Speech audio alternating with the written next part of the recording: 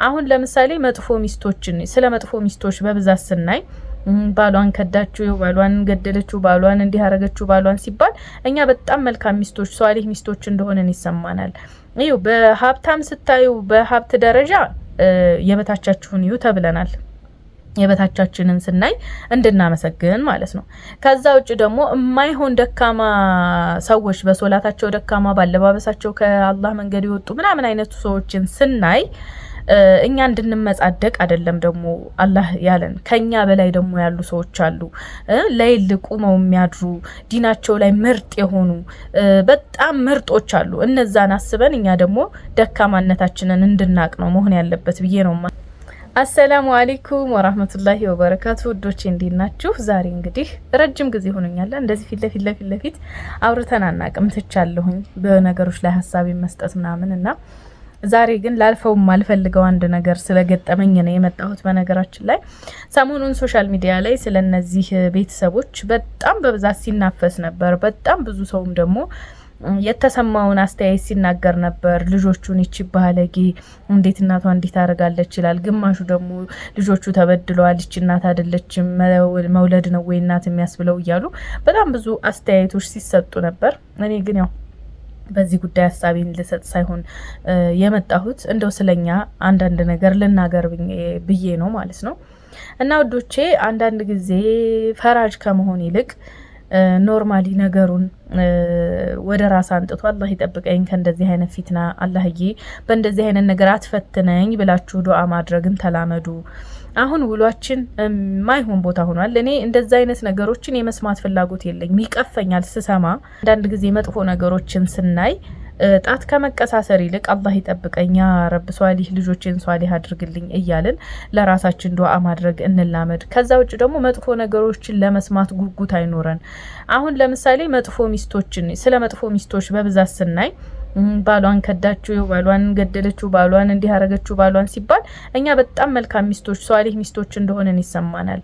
እዩ በሀብታም ስታዩ በሀብት ደረጃ የበታቻችሁን እዩ ተብለናል። የበታቻችንን ስናይ እንድናመሰግን ማለት ነው። ከዛ ውጭ ደግሞ የማይሆን ደካማ ሰዎች በሶላታቸው ደካማ ባለባበሳቸው ከአላህ መንገድ ይወጡ ምናምን አይነቱ ሰዎችን ስናይ እኛ እንድንመጻደቅ አይደለም ደግሞ አላህ ያለን። ከኛ በላይ ደግሞ ያሉ ሰዎች አሉ ለይል ቁመው የሚያድሩ ዲናቸው ላይ ምርጥ የሆኑ በጣም ምርጦች አሉ። እነዛን አስበን እኛ ደግሞ ደካማነታችንን እንድናቅ ነው መሆን ያለበት ብዬ ነው የማስበው፣ የተሻለን እንድንሆን። አሁን ላይ ግን ምንድነው ሚዲያው ላይ ያለው ነገር በሙሉ ሁሉም ተመጻዳቂ ሆነ፣ ሁሉም ከኔ በላይ ሰው የለም አይነት ሆነና የሆነ መጥፎ ነገር ስናይ እነዛን ሰዎች እኛ ከነሱ በላይ እንደሆነን አስበን የማይሆን ንግግር የሚሰብሩ ቃላቶችን እንጠቀማለን፣ እንሳደባለን።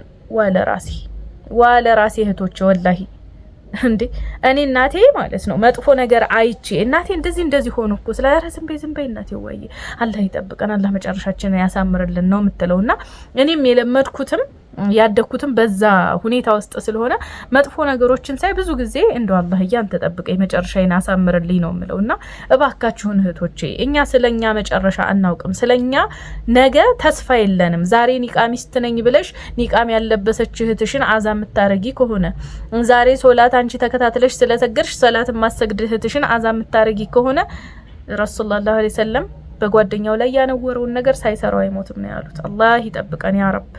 እኛ እነዛን ሰዎች ከማነወር ይልቅ ነገሩን ቀለል አድርጎ አንዳንድ ነገሮች እየነገርን በሲያሳ በውዴታ እነዛን ነገሮች እንዲያደርጉት ማድረግ እንችላለን። ስራውን እኮ ልንጠላ እንችላለን፣ አትጥሉ አላልኳችሁም። ስራውን በቀልብሽ ልጠይ ትችላለሽ። ግን የጠላሽውን ነገር ይችኮ ባለጌናት እንዲህ ታደርጋለች እያልን የነሱን ነውር ባወራን ቁጥር እኛ ላይ ያንን ነገር እየሳብ ነው እንሄዳለን። ነገ ምን ላይ እንደምንወድቅ አናውቅም። እና እባካችሁ እህቶቼ ኮሜንት ላይ ለምንጽፈው ነገር እንጠንቀቅ። ኮሜንት ባንጽፍስ ዝም ብንል ምን እንሆናለን? ምንም አንሆንም አይደለ? ዝም እንበል ይልመድብን። በቃ አንሳደብ። እኛ የምናስበው ሰው ያቀንም ነው፣ አላህ ያቀናል እኮ እህቶቼ። አላህ Subhanahu Wa Ta'ala እያየን ነው። እያንዳንዷ ምንሰራት ነገር ትጻፋለች፣ እያንዳንዷ ምንሰራት ነገር ትታወቃለች። ሰው ምንም ሊላችሁ ይችላል።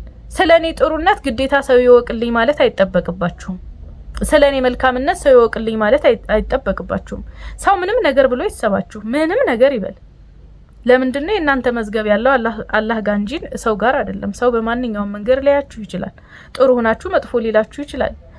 መልካም ሰው ናችሁ ሌባ ሊላችሁ ይችላል። እናንተ እስከሌላችሁበት ግን ስለማንም ንግግር ምንም ማሰብ የለባችሁም። ግን የነገ አኺራችሁን አታበላሹ፣ መጥፎ ቦታ አትዋሉ። አሁን እኔ እንደዚህ ቁርጥራጭ ቪዲዮ ነው የደረሰኝ የዛች የሴትና ያን ያክል ሰዓት ረጅም ሰዓት ቁጭ ብሎ እናት ስትሰደብ ወይ ልጅ ስትሰደብ ማዳመጥ በራሱ ምንድነው ጥቅሙ? ምኑ ነው አጅር የሚያስገኘው? ኖርማሊ ቁርአን ላይ ወይ ኸይር ቦታ ላይ እንደዋለ ሰው ደግሞ እንደዝና ሚዲያ ላይ ወጥቶ ደግሞ ስለዛ ጉዳይ ማብራሪያ መስጠት ምንድነው?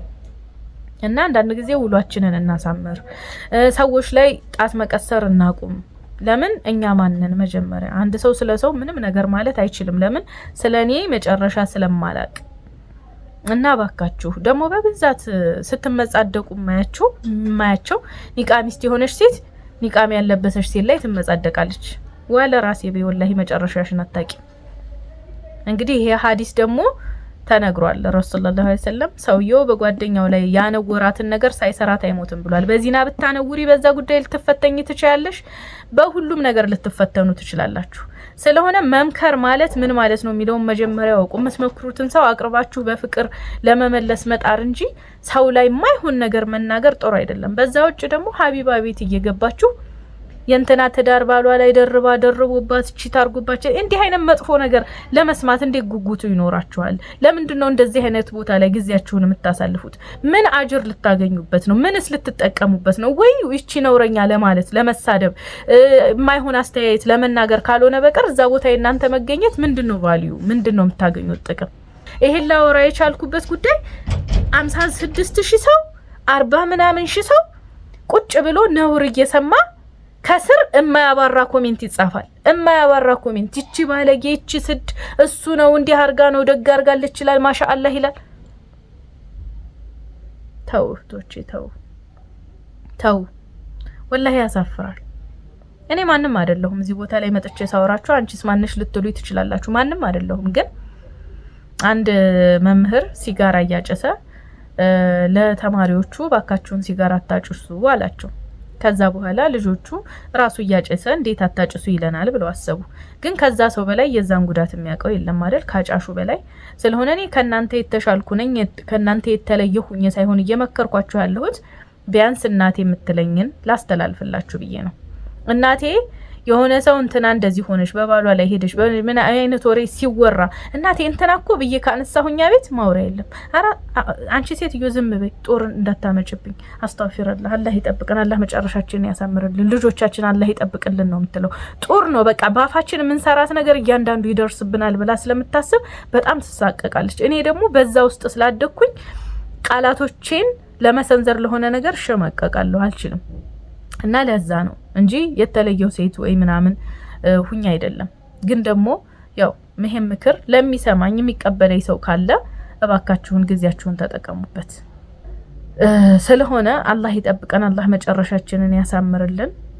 እምንውልበትን እንወቅ፣ እምንውልበትም የምናሰራጨው መልእክት ምን ያስተላልፋል የሚለውንም ነገር እንወቅ።